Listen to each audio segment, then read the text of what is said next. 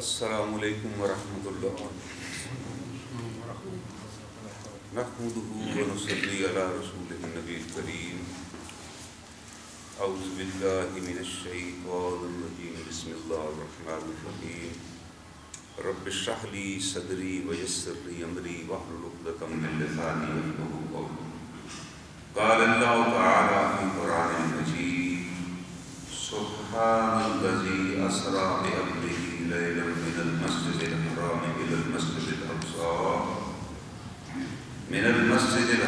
إلى المسجد الأقصى الذي باركنا حوله لنريه من آياتنا إنه هو السميع البصير وآتينا موسى الكتاب وجعلناه هدى لبني إسرائيل ألا تتخذوا من دوني وكيلا ذرية من حملنا مع نوح إنه كان عبدا شكورا وقضينا إلى بني إسرائيل في الكتاب لتفسدن في الأرض مرتين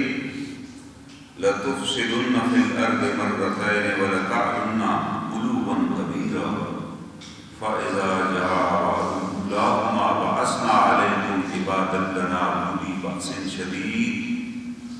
أولي بأس شديد فجاسوا خلال الديار وكان وعدا مفعولا صدق اللہ العلی العظیم۔ یہ سورہ بنی اسرائیل کی آیات کریمہ ہیں جن کی آپ کے سامنے میں نے تلاوت کی۔ ان آیات کریمہ میں اللہ رب العزت ایک واقعے کا تعارف کرا رہے ہیں۔ سبحان الذی، بڑی پاک ہے وہ ذات، وہ بڑی برتر ہے وہ ذات، الذی اسری بعبدہ، جو اپنے بندے کو لے گئی لیلاً، ایک رات کے اندر، من المسجد الحرام الی المسجد الاقصی، مسجد حرام سے، بیت اللہ سے مسجد اقصی کی طرف وہ لے گئی، الذی بارکنا حولہ، جس کے ارد گرد ہم نے برکتیں رکھی ہوئی ہیں، لنریہ من آیاتنا، تاکہ ہم انہیں اپنی نشانیاں دکھائیں، انہ هو السمیع البصیر، بے شک وہ جو رب ہے وہ بڑا سننے والا اور دیکھنے والا۔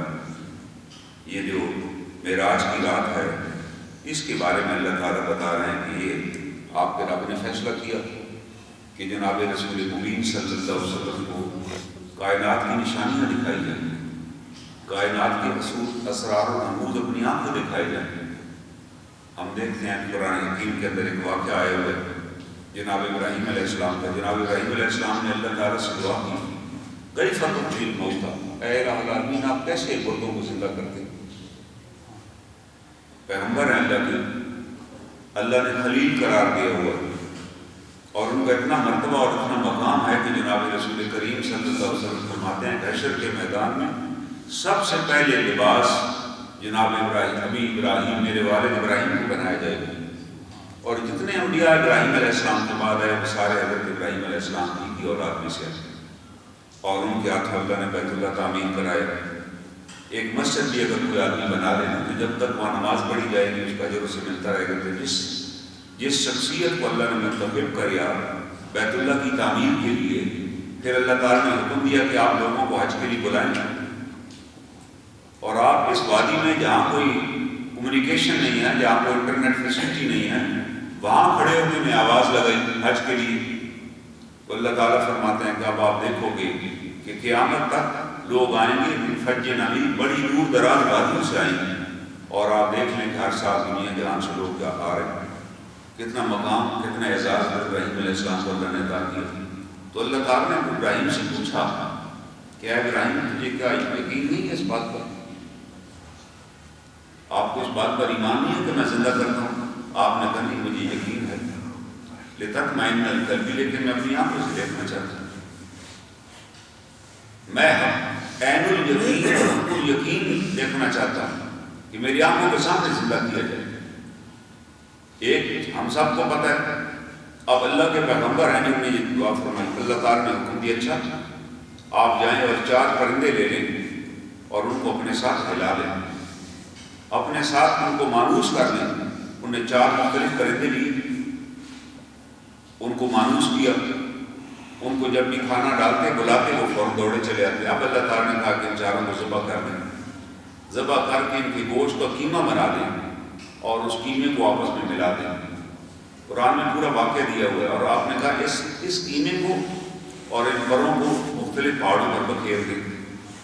اب آپ ان کو بلائیں. جب آپ بلاتے جس کوے کو اگر کبوتر کو بلاتے تو اس کے پر اکٹھے ہوتے, اس کا گوشت مختلف پہاڑیوں سے اڑتا ہوا آتا, وہ جسم بن جاتا, اس کا سر کے ساتھ لگ جاتا, وہ دوڑتا ہوا آپ کے پاس آ جاتا. اللہ تعالیٰ نے کہا کہ اس طرح ہم کو ایک حکم دیں گے, جہاں بھی ذرات تک بھی ہوں گے تو آ جائیں گے, اکٹھے ہو جائیں گے. آج سائنس اس بات کو تسلیم کرتی ہے کہ آدمی مر بھی جائے, ختم بھی ہو جائے, جلا کر راکھ کر دیا جائے, اس کا ڈی این اے جو ہے جو سب سے باریک ترین جز ہے اس کی باڈی کا, وہ کبھی بھی تباہ نہیں ہوتا, وہ موجود رہتا ہے.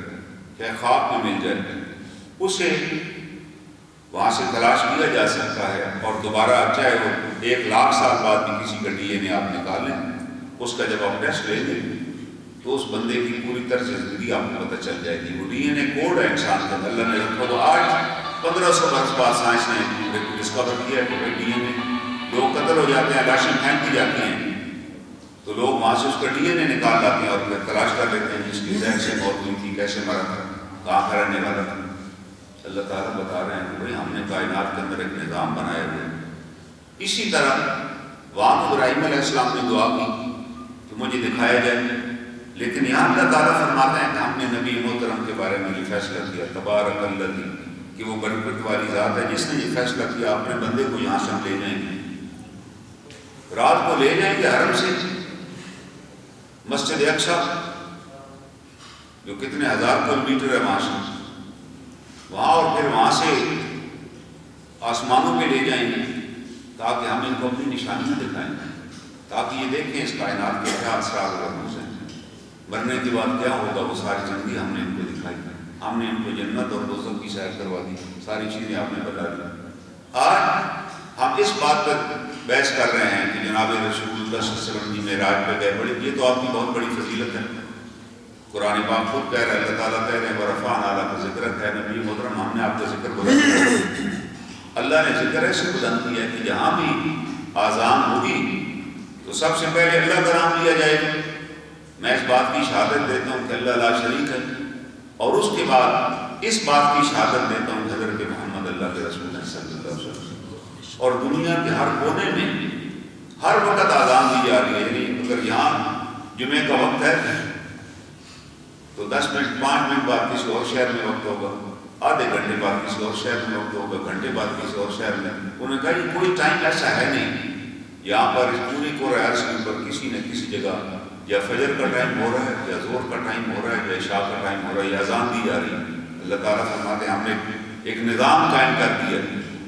وہ لوگ جو انگریزی بولتے ہیں وہ بھی یہی اذان وہاں دیتے ہیں, بولتے آپس میں انگریزی ہیں لیکن اذان یہی اللہ اکبر اللہ اکبر. اللہ تعالیٰ بتا رہے ہیں کہ ہم نے آپ کا نام بلند کر دیا. پوری کائنات میں آپ کا نام لیا جا رہا ہے. اگر آپ نے دار اسلام میں داخل ہونا تو آپ کو کہنا پڑتا ہے اشہد ان لا الہ الا اللہ واشہد ان محمدا عبدہ ورسولہ. یہاں اللہ تعالیٰ حضور صلی اللہ علیہ وسلم کو خطاب کر رہے ہیں کہ اپنے بندے کو اللہ لے جا رہے ہیں. ہم تو سارے کہتے ہیں ہم اللہ کے بندے ہیں, لیکن اللہ حضور کو کہہ رہے ہیں یہ میرے بندے ہیں کیونکہ آپ نے. لیکن اس میں ہمارے لیے سبق کیا ہے؟ سبق یہ نہیں ہے کہ ہم اس واقعے کی بس شان ہی بیان کر دیں کہ یہ آپ سب معراج میں تشریف لے گئے, یہ ہوا. جب آپ نے یہ واقعہ بیان کیا کہ ایک رات میں اللہ مجھے سفر پہ لے گئے تو مشرکین مکہ نے بڑے کہہ لگائے کہ وہ دیکھو جی نئی بات آج بتا رہے ہیں جی. پہلے تو صرف فرشتے کو بتاتے تھے, آج ہی معراج کا بتا رہے ہیں کہ فرما رہے ہیں جی میں مسجد اقصی کبھی رات کو چکر لگا کر آ گیا. تو وہ مشرکین مکہ کے جو سردار تھے وہ دوڑے دوڑے گئے حضرت بکر کے پاس اور نے کہا کہ آج آپ کے دوست نے ایک نیا اعلان کیا بھائی, ایک نیا اعلان کیا کہ ایک رات میں پوری اقصی سے ہو کر تو آسمانوں کی سیر کر کے واپس آ گیا. تو حضرت ابوبکر صدیق نے کہا, یہ نہیں کہا کہ اچھا یار میں پوچھ لیتا ہوں اس کی. انہوں نے کہا اگر انہوں نے کہا تو پھر ضرور درست ہے. پھر یہ بات اگر آپ نے فرمایا ہے کہ اس وقت آپ نے عمر مبارک 60 برس سے زیادہ تھی, ایک آدمی نے 40 برس سے زیادہ تھی. اگر ایک آدمی نے 40 برس تک جھوٹ نہیں بولا, کوئی بندہ نہیں کہہ سکتا کبھی انہوں نے جھوٹ بولا, تو 40 برس کے بعد تو بندہ میچور ہو جاتا ہے, نہ بھی ہو تو ہو جاتا ہے. تو انہوں نے کہا کہ نہیں, اگر انہوں نے کہا ہے تو اس پر انہیں صدیق کا خطاب ملا کہ بھائی ایسے ہیں کہ وہ سچائی کی تو انہوں نے حضور صلی اللہ علیہ وسلم کی ذات پہ تمہیں ڈاؤٹ نہیں کہا، اگر آپ نے کہا تو بتائیے آپ بیان ہیں۔ اب آپ نے ہمیں کیا بتایا شد میرا، اصل بات تو یہ ہے، اصل تو پیغام یہ ہے، یہ بات تو طے شدہ ہے، اللہ نے لکھ دی قرآن حکیم کے اندر کہ ہم نے اپنے بندے کو سیر کرائی، انہیں اپنی نشانیاں دکھا دی، لیکن آپ نے ہمارے لیے حکم کیا چھوڑا؟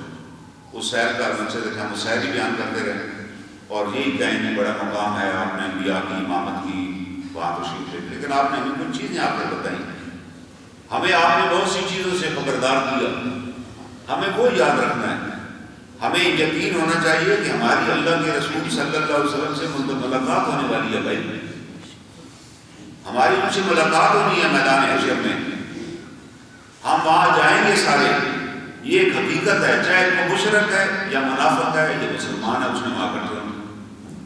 اور آپ نے فرمایا کہ میں اپنی امت کو پہچان دوں گا جب آپ لوگ وہاں آئیں گے۔ صحابہ اکرام نے پوچھا کہ وہ تو بڑی امت ہوگی جناب، آپ کے بعد تک لوگ آئیں گے، اتنے زمانوں کے لوگ آئیں گے، آپ نے تو ان کو دیکھا ہوگا۔ آپ نے فرمایا نہیں، وہ جو میرے امتی جب آئیں گے تو ان کے ہاتھ، بازو اور پاؤں اور چہرہ چمک رہا ہوگا، وہ ساری وہ جگہ جو وضو میں دھویا کرتے تھے نا اس پر نور چمک رہا ہوگا، میں پہچان دوں گا یہ میرے امتی۔ لیکن آپ یاد رکھیے ایک بڑی خطرے والی بات بھی آپ نے بتائی کہ میں میدان حوض کوثر پر ہوں، وہاں کوئی پانی کا تو نشان نہیں ہوگا، اللہ اپنی رحمت سے پانی پلائیں گے۔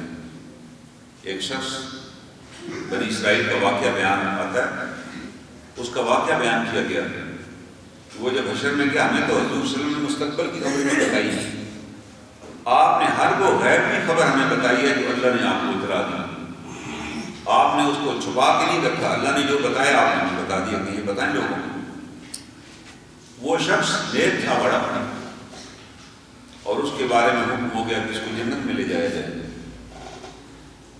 وہ جب جنت میں جانے لگا جا رہا ہے تو اس کے ذہن میں یہ ہے کہ میں اللہ نے مہربانی کی، ہم نے نیکیاں کی، اللہ نے جنت دے دی، بڑی نیکیاں کی، نمازیں پڑھی، زکات دی، حج کیے، زکات۔ اب اللہ تعالیٰ نے اس کی یہ ڈاؤٹ کلیئر کرنے کے لیے کہ بھائی یہ جنت تو ہماری مہربانی اور رحمت سے ملتی ہے، یہ آپ کی نیکیوں سے، آپ ساری زندگی نمازیں پڑھیں، 10 مرلے کا پلاٹ بھی نہیں خرید سکتے آپ کہیں جی میں نے اتنی نمازیں پڑھی، اتنی نیکیاں کی، اس کے بدلے میں مجھے کوئی ادارہ یا گورنمنٹ یا کوئی ٹرسٹ کو مجھے 5 مرلے کا بھاری بنا کر رکھیں کہ بھائی یہ ہم نے کس بات پر بنا کر دیں، اس سے آپ نہ پڑھیں نماز۔ تو اللہ تعالیٰ نے اس فرشتے کو حکم دیا کہ اس کو ذرا اس راستے سے لے چلنا، جنت تو لے جا رہے ہو لیکن ذرا جہنم کے قریب سے گزرنا۔ جہنم سے قریب سے مراد ہے کروڑوں میل دور جہنم۔ دیکھیں نا سورج ہم سے کروڑوں میل دور ہے، لیکن ہم جون کے مہینے میں جب سورج سر پہ ہوتا ہے تو باہر 15 منٹ بھی نہیں کھڑے ہو سکتے، کھڑے ہو جائیں تو سن سٹروک ہو جائیں گے۔ لوگ کہتے ہیں سورج کی سخت گرمی سے بچے، سر پہ کپڑا ڈالیں، کبھی نہ گرمی کی حالت میں باہر نکلیں۔ حالانکہ سورج کی گرمی تو وہ گرمی نہیں ہے جہنم کے مقابلے، اور کروڑوں میل سے بھی گزرے گا بندہ تو اس کو پیاس لگ جائے گی، اور وہ کہے گا میں پانی پینا چاہتا ہوں، وہ فرشتہ کہتے ہیں وہ دیکھیے سامنے جنت۔ حشر کے میدان میں ایک خصوصیت اور ہمیں عطا ہوگی، ہر بندے کو عطا ہوگی، وہ بھی قرآن میں ذکر ہے۔ جیسے کہ بچہ پیدا ہوتا ہے اس کی جو نظر ہے وہ 6x6 ہوتی ہے، ہم اتنے قریب سے نہیں دیکھ سکتے نہ پڑھ سکتے ہیں، کوئی چیز میرے بالکل قریب کی جائے تو میں نہیں پڑھ سکوں گا، میں کوئی یاد نہیں کر رکھوں، لیکن جو بچہ پیدا ہوتا ہے اس کی دین اتنی تیز ہوتی ہے کہ اس کے سامنے بھی ایسی چیز کی جائے تو پہچان لیتا ہے، وہ 40 دنوں کے اندر گھر والوں کو بھی پہچاننے لگ جاتا ہے۔ پھر جو بڑا ہوتا ہے جب ہماری عمر کو پہنچ جائے تو وہ 6x6 نظر ختم ہو جاتی ہے، پھر بغیر عینک بھی نہیں نظر آتی، پھر اللہ معاف کرے ڈاکٹر بھی بتا دیتا کہ آپ کی اور نمبر تو ہے ہی کوئی نہیں، آپ لینس بھی لگوائیں گے تو وہ نہیں آپ کو دکھا سکے گا، بس اندر جو آپ کا سسٹم ہے وہی اب تقریباً اس میں کوئی چیز لگ ہی نہیں سکتی۔ دنیا میں نظر کم ہوتی چلی جاتی ہے، لیکن حشر میں جب جائیں گے تو سارا نظر اسی طرح ہو جائے گا جیسے پہلے ہم پیدا ہوئے تھے۔ دوبارہ نظر اتنی نظر تیز ہو جائے گی، اتنی نظر کہ دنیا میں تو بڑی کثافت ہے، پولوشن ہے، ہمیں نظر ہی نہیں آتا۔ جب پہلے آج سے 20 برس پہلے آپ کسی مکان کی چھت پہ چڑھتے تھے تو آپ کو مارگلہ کی پہاڑیاں نظر آتی تھی. اب بھی بارش ہو جائے تو بارش کے بعد جب موسم کھل جائے تو آپ اب بھی دیکھیں تو آپ کو نظر آتی ہے. لیکن آدھے گھنٹے بعد جب دوبارہ گھما آ جاتا ہے گاڑیوں کو تو پھر کوئی چیز اسلام آباد ہی نظر نہیں آتی. لیکن وہاں تو کوئی پولوشن نہیں ہوگی, وہاں کوئی پہاڑی بھی نہیں ہوگی, کوئی گہرائی بھی نہیں ہوگی. حد نظر تک جہاں آپ دیکھیں گے آپ کو دکھائی دے گا. چاہے آپ 1000 میل تک دیکھ رہے ہیں, قرآن کہتا ہے کہ اس دن ہم تمہاری نظر تیز کر دیں گے, جہاں تک دیکھو گے تمہیں نظر آئے گا. وہ دکھائیں گے وہ بھائی وہ سامنے جنت. آپ کو کیا پرابلم ہے؟ جیسے وہاں پہنچیں گے جنت کے باہر ہی آپ کو غسل دیا جائے گا. جنت کے باہر کے چشمے پہ جانے سے پہلے جب وہ ایک دفعہ غسل کر لیں گے, یہ رسول اللہ صلی اللہ علیہ وسلم کا فرمان ہے, آپ کا جسم تر و تازہ ہو جائے گا, آپ کے بال بھی سیٹ ہو جائیں گے جیسے نکلیں گے. پھر اس کے بعد نہ تو آپ کو غسل کرنے کی ضرورت پڑے گی, نہ منہ دھونے کی ضرورت پڑے گی, نہ بال صاف کرنے کی ضرورت پڑے گی. وہ ایسا زبردست پانی ہوگا بس عبدالآباد تک آپ کے جسم کے اندر تازگی بھر دے گی. پھر جب اس کا پانی پی لیں گے پھر آپ کو پھر پیاس بھی نہیں لگے گی. وہ کہیں گے وہاں لے جاتے ہیں, لیکن وہ بندہ کہے گا کہ نہیں میں تو بس اب میری بس ہو گئی ہے, مجھے ابھی آپ پانی پلائیں ورنہ میں مر جاؤں گا, میں نہیں وہاں تک چل سکتا. آدمی مرتا نہیں ہے لیکن پیاس سے بے حال ہو جاتا ہے, اٹھ نہیں سکتا. اگر خدا نہ خاصہ کبھی پیاس لگ جائے تو وہ فرشتہ کہے گا کہ بھائی بات یہ ہے, اگر آپ پانی کا ایک جام گلاس پینا چاہتے ہیں وہ اس کی حالت غیر ہو جائے گی. کہہ کہ یار آپ کچھ بھی نہیں ہوتا, آپ نے جو مرنا تھا دنیا میں مر چکے ہیں, اب آپ پر موت تو آنی نہیں, بس تھوڑی تکلیف ہے, جب وہاں پہنچیں گے تو یہ تکلیف بھی دور ہو جائے گی. اتنی تو برداشت کر لو نا. وہ کہتا ہے میں برداشت ہی نہیں کر سکتا یار, مجھے کسی طرح ایک دفعہ پانی پلا دیں تو میں وہاں پر پہنچ جاؤں گا.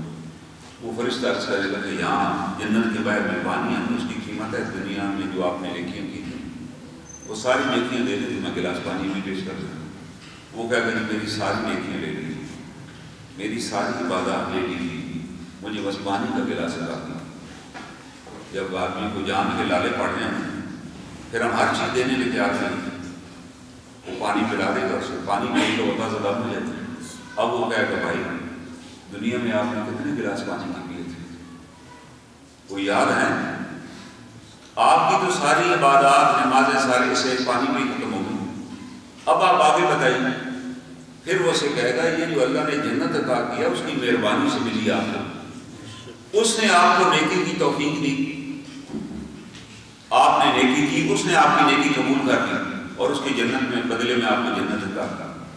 تو ایک صحابی نے رسول اللہ صلی اللہ علیہ وسلم سے پوچھا کہ آپ کو بھی جنت اپنے اعمال پر نہیں ملے گی؟ آپ نے کہا مجھے بھی میرے رب کی رحمت کام لے گی اور میں جنت میں جاؤں گا. یہ کون فرما رہا ہے؟ جناب رسول اکرم صلی اللہ علیہ وسلم. بھائی اللہ توفیق ہی نہ دے, میں آ رہا ہوں مسجد میں جمعہ پڑھنے کے لیے اور میں پہنچوں نہیں, رستے میں میرے ساتھ کو حادثہ پیش آ جائے, میری طبیعت خراب ہو جائے.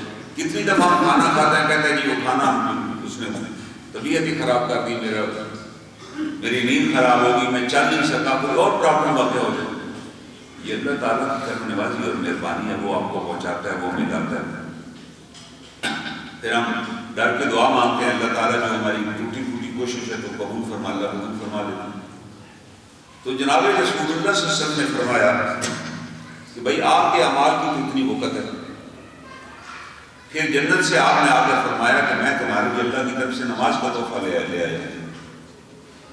یہ بندے اور اللہ کے درمیان ایک رشتہ ہے, جب تم اللہ سے ہم کلام ہونا چاہو تو نماز پڑھو, اور جس نے اپنی نماز قضا کر دی اس کا آخرت میں کوئی حصہ ہی نہیں. آپ نے کہا جس نے ایک نماز چھوڑ دی وہ یوں سمجھے اس کا پورا مال اس باپ ہی لٹ گیا. کتنی اہمیت بتائی گئی کہ اس نماز کی کتنی بڑی اہمیت ہے کہ اس نماز کو کسی صورت میں آپ نے ترک نہیں کرنا, جو مرضی ہو جائے. حالت جان میں بھی اللہ کے رسول نے نماز ادا کی. ہم سمجھتے ہم نے ایک واقعہ سنا ہوا ہے جو غلط ہے کہ حضور صلی اللہ علیہ وسلم نے کبھی کسی کے لیے بد دعا نہیں کی. یہ بالکل غلط بات ہے. آپ نے بالکل بد دعا کی. آپ نے کہا اللہ تعالیٰ ان کی قبروں کو جہنم کے انگاروں سے بھر دے. کب دعا مانگی؟ یہ بد دعا مانگی جب احد کی جنگ میں انہوں نے حملہ کیا, اور اسی طرح خندق کے میدان میں جب انہوں نے حملہ کیا اور آپ کی نماز میں عصر کی نماز رہ گئی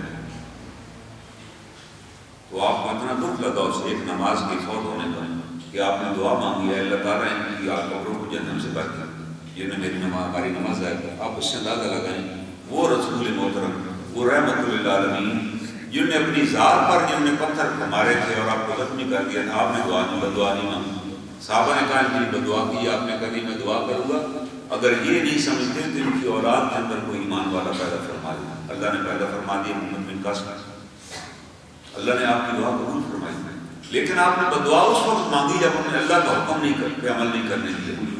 جب اللہ کے حکم کے راستے میں رکاوٹ بن گئے تو آپ نے بدعا مانگی کہ اب ہم اپنا جائزہ لیں، ہماری کن وجہوں سے نمازیں رہ جاتی ہیں۔ کہ جی شادی پہ گئے ہوئے تھے تو نماز وہاں نہیں، انہوں نے کہا جی بس کھانا کھولنے والا ہے، ہم نے کہیں کھانا کھول جائے نماز ہی کھانے سے ہی نہ رہ جائیں گے۔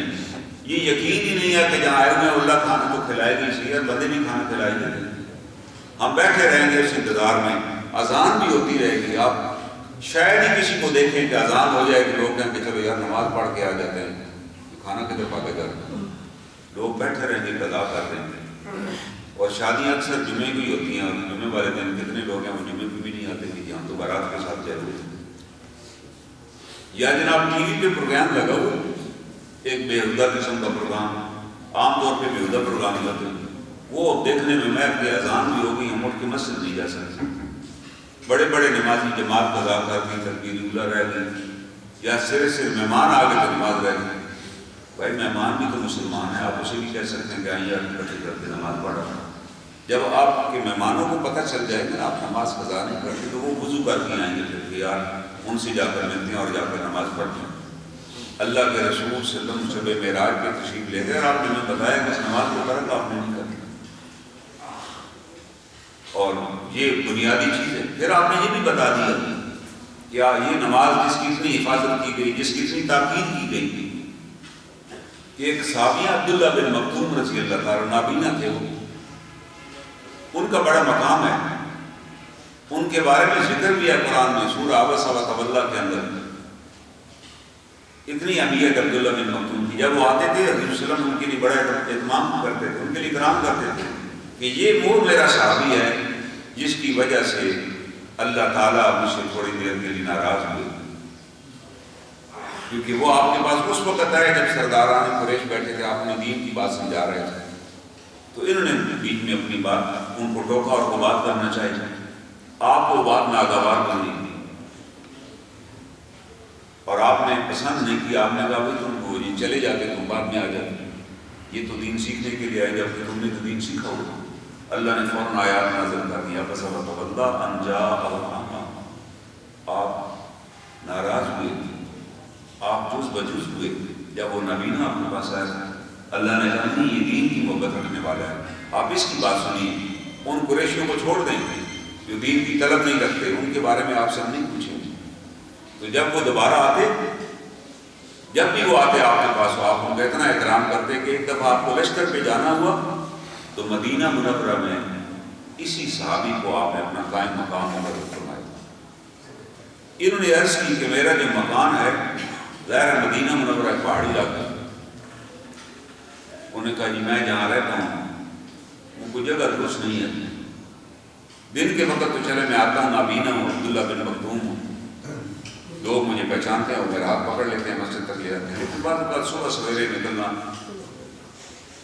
اندھیرا ہوتا ہے، کوئی بندہ بھی نہیں ہوتا اس وقت مدینہ منورہ میں یہودی بھی رہتے تھے اور اوس اور خزرج کے منافقین بھی تھے اور مشرک بھی رہتے تھے۔ ابھی مدینہ حرم نہیں نکلے ہوا، ابھی یہودیوں کو نہیں نکلے، یہودیوں کو خندق غزوہ خندق کے بعد نکالا گیا۔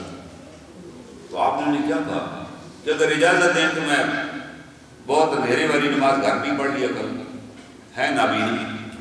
آپ نے کہا کہ اے عبداللہ بن مکتوم تمہیں اذان کی آواز سنائی دیتی ہے؟ انہوں نے کہا جی ہاں وہ تو سنائی گا۔ آپ نے کہا پھر چاہے رسی باندھ لو در سے، مگر نماز مسجد نہیں آ کر بتا کر۔ ایک نابینا بندے کو حکم دے رہے ہیں اللہ کے رسول صلی اللہ علیہ وسلم، اور عبداللہ بن مکتوم پھر ساری زندگی مسجد کی نماز ادا کرتے رہے۔ آپ دیکھیں ایک نابینا کو تو اجازت ملی نہیں، ہم بھلے چلے ہیں مسجد کی قریب ہوتی ہے، ہاں مسجد دور ہو، اس سے اصول یہ بنایا گیا کہ کوئی ایسی مسجد جس میں بغیر سپیکر پہ اذان دی جائے اور وہ اذان آپ کے گھر میں آئے تو وہ مسجد بعید نہیں ہے، وہاں آپ جائیں گے۔ مسجد دور ہو پھر بے شک آپ کا بعید کے لیے یہی شرط لگائی گی، لاؤڈ اسپیکر والی شرط نہیں. لاؤڈ اسپیکر کی اذان جو شاید 1 کلومیٹر دور بھی جائے. آپ ہم خود اندازہ کر سکتے ہیں کہ مسجد کتنی دور ہے یا کتنی دور نہیں. کتنی اہمیت بتا دی نماز کی. اب اگلی بات بھی بتا دی گئی کہ ٹھیک ہے صحابہ نمازیں پڑھ رہے ہیں، بڑی نماز کی پابندی ہو رہی ہے، آپ نے انہیں بتا دیا کہ بھائی آپ کی نماز ہی قبول نہیں ہوگی.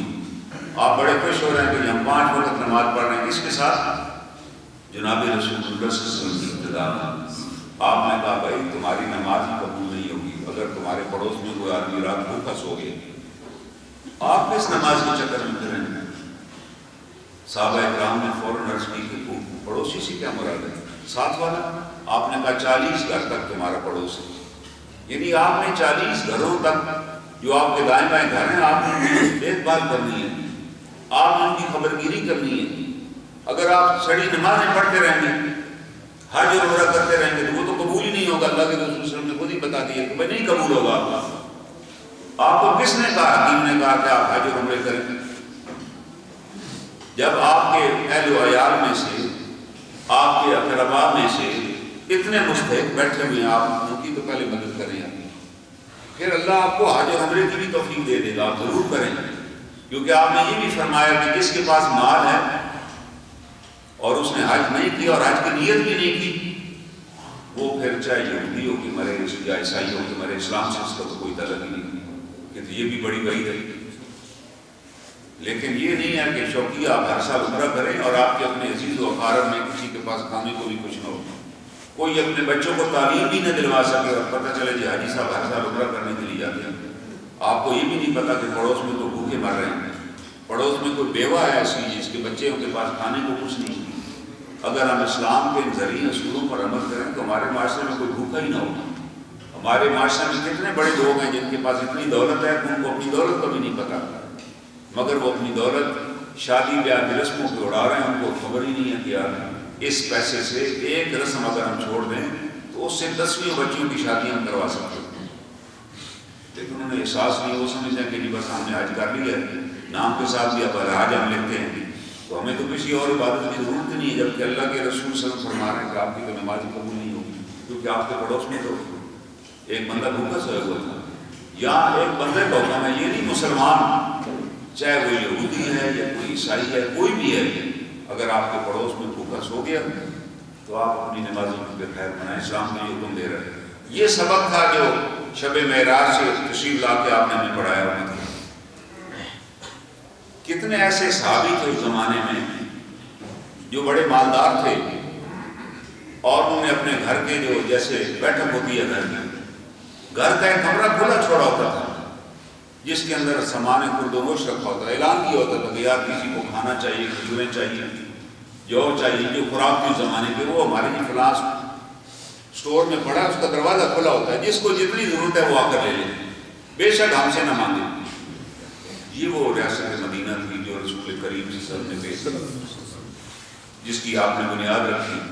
اور پھر یہ وہی ریاست ہے جس میں لوگ زکوٰۃ لے کر نکلتے تھے اور جاتے تھے تو کہتے تھے ہم تو زکوٰۃ نہیں دے سکتے، ہمارے پاس تو بڑا کا فضل ہے، دیے ہوئے تھے، سوال ہی نہیں کرتے تھے. یہ ہے تعلیم. پھر تیسری بات آپ نے کیا بتائی؟ تیسری بات آپ نے یہ بتائی کہ اگر آپ نے کسی سے قرض لیا ہے، جیسے ہم لے لیتے ہمیں پتہ ہوتا ہے کہ اس کا ہم نے دینا ہی نہیں. آپ نے کہا اگر نیت نہیں تھی پھر تو آپ نے ڈاکہ ڈالا، پھر توفیق بھی نہیں ہوگی واپس دینے کی. نیت یہ تھی قرض لے لیا کسی کو دھوکہ دے کے کہ وہ جی میرا پلاٹ آ رہا ہے، فلاں ہو رہا ہے، بس آپ اتنے پیسے دے دیں تاکہ وہ ہمارے ڈاکومنٹ تیار ہو جائیں تو پیمنٹ میں کر دوں. وہ آدمی آپ کی باتیں سن کے آپ کو دے دیتے. یا آپ نے جائز طور پہ قرض لیا اور واپس نہ کر سکے کیونکہ کوشش نہیں کی آپ نے واپسی کی، نہ آپ کی نیت ہی نہیں تھی، تو آپ نے فرمایا کہ اس کا جنازہ پڑھنے سے مجھے منع کر دیا گیا. جب وہ مدینہ منورہ میں فوت ہوتا، اس کا جنازہ لایا جاتا تو اللہ کے رسول صلی اللہ علیہ وسلم سب سے پہلے پوچھتے کہ مقروض تو نہیں.